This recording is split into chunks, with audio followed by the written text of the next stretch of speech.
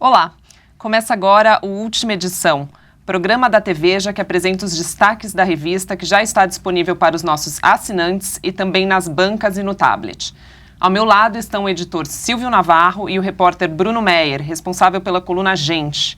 No Rio de Janeiro, a editora executiva Mônica Weinberg, que falará a respeito da capa desta semana. Mônica, você mergulhou na história da medida provisória que reformula o ensino médio brasileiro. Quais são as principais mudanças propostas pela MP? Bom, vamos começar com o que ela tem de mais revolucionário, que é flexibilizar a grade do ensino médio. O ensino médio brasileiro é um ensino médio monolítico, né? Quer dizer, todo mundo, independente dos seus gostos, pendores, capacidades, né, ambições, faz exatamente o mesmo roteiro dentro da escola. O que essa medida propõe, estabelece, é que uma parte do ensino vai continuar igual para todo mundo, mas a outra metade, cada aluno vai poder escolher de acordo com as suas aptidões, né? Com as suas preferências e interesses. Isso tende a tornar o ensino médio muito mais atraente, né?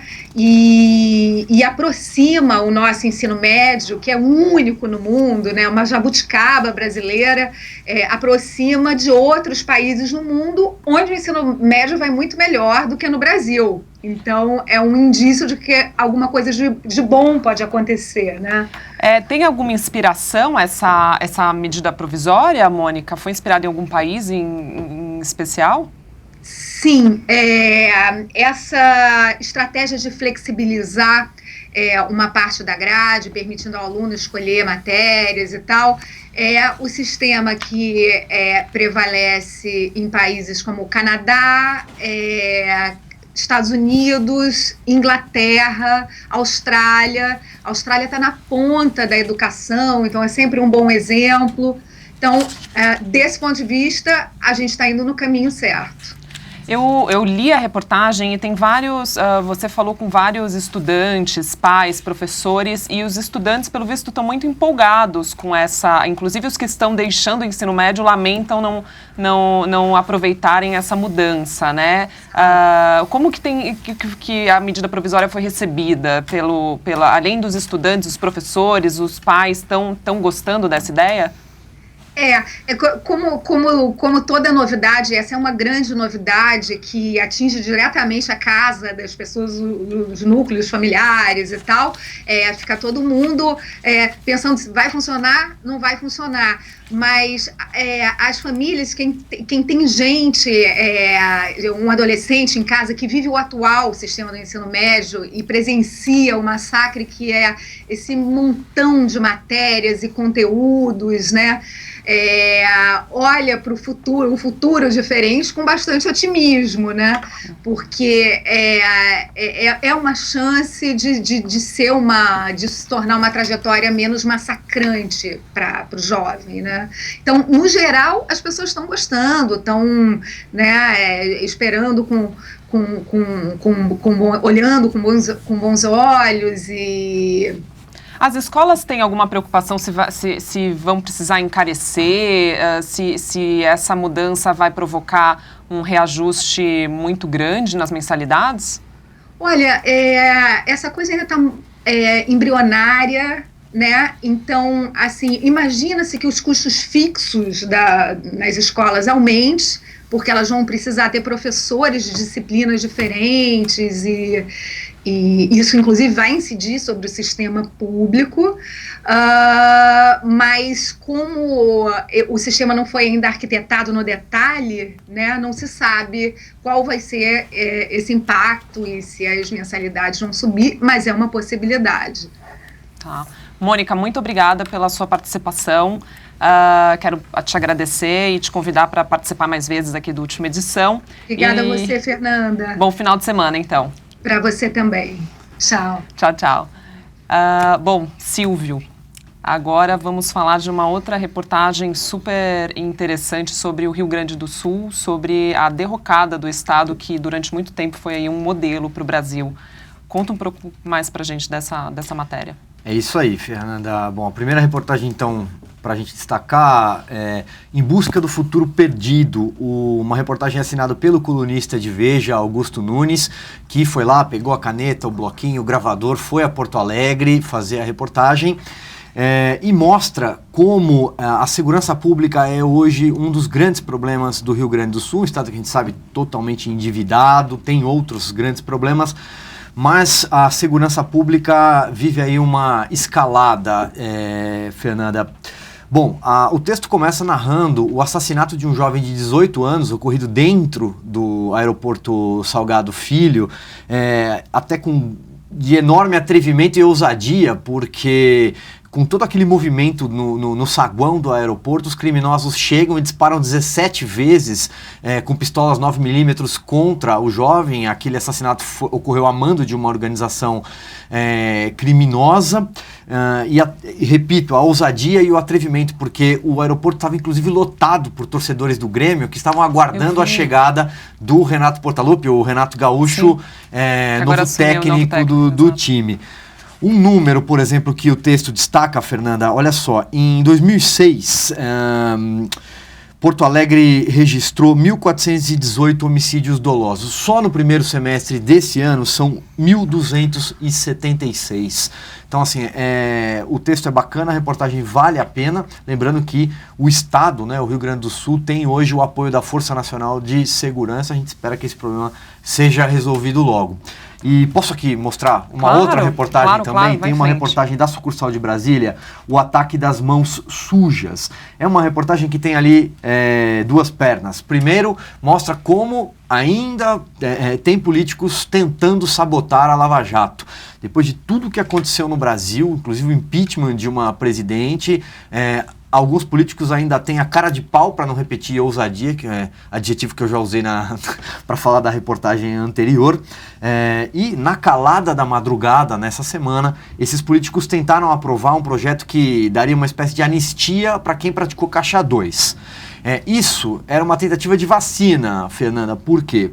Todo mundo aguarda a tal da delação premiada, a mãe de todas as delações, como se diz, do Marcelo Odebrecht. Dizem que ele vai apontar o dedo, para usar um termo que está no texto, de 150 a 300 políticos. Ou seja, metade do Congresso Nacional. Se o Marcelo Odebrecht implicar metade do Congresso Nacional, você pode imaginar o tamanho da bagunça. E a reportagem também lembra da 34ª fase da Operação Lava Jato, que foi deflagrada nessa semana com base num depoimento do empresário Eike Batista. Segundo ele, o ex-ministro Guido Mantega teria pedido 5 milhões de reais para o caixa do PT numa conversa ocorrida no gabinete do Ministério da Fazenda em novembro de 2012.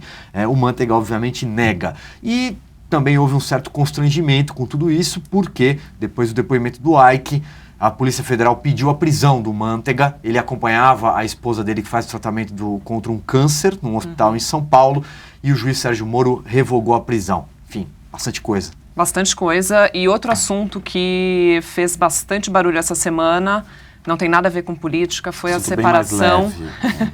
mais ou menos leve, já que estamos tratando de um divórcio, mas de Angelina Jolie e Brad Pitt. Bruno, quer dizer que os dois estão solteiros, então? Estão solteiros, estão na praça. E a gente colocou o divórcio do milênio como título da coluna Gente, que, aliás, é uma coluna só sobre o divórcio. Por quê? Porque não há nenhum exagero em afirmar que é o divórcio do milênio. Inclusive, a gente compara aqui na coluna que é o casal hollywoodiano mais espetaculoso desde os tempos de Elizabeth Taylor e Richard Burton, desde 1960 e 1970. Por quê? São vários os motivos. Primeiro, que eles são lindos. É um casal perfeito. Vocês concordam comigo? Absolutamente. Eles são lindos, eles são...